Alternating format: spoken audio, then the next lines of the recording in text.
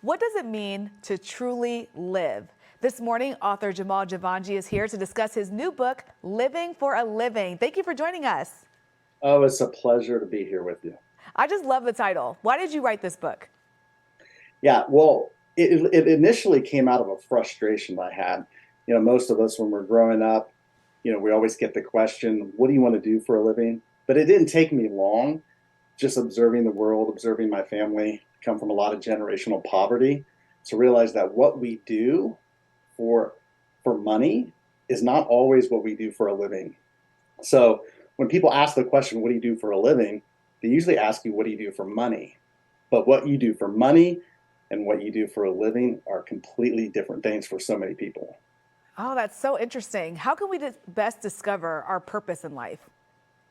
Well, I like to tell people this. I'm a life coach by profession. So when I work with people, people say, I don't know what my purpose is. I feel like my purpose is lost. Well, I like to say, your purpose isn't lost. It's actually just buried. It's buried beneath a ton of distractions. So your purpose is actually something it's disguised as your deep passions, your deep desires. But how do you know what your passions and desires are?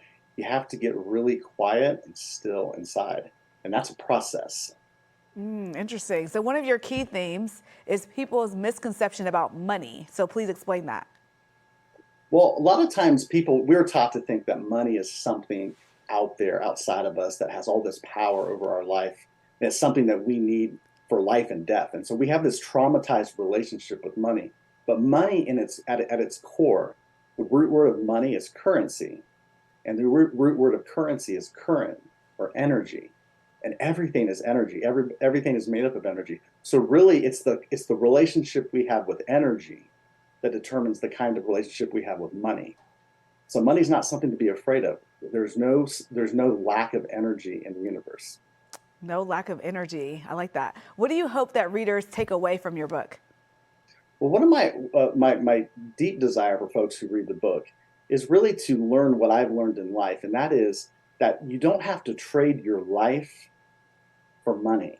That you actually can live your life, and that what you need to survive will come to you when you learn how to align your life with your passions. And when you align your life with your passions, you discover your purpose.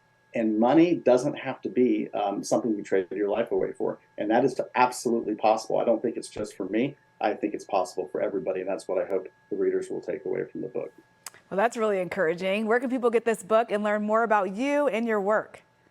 Absolutely. Well, the book is available on Amazon.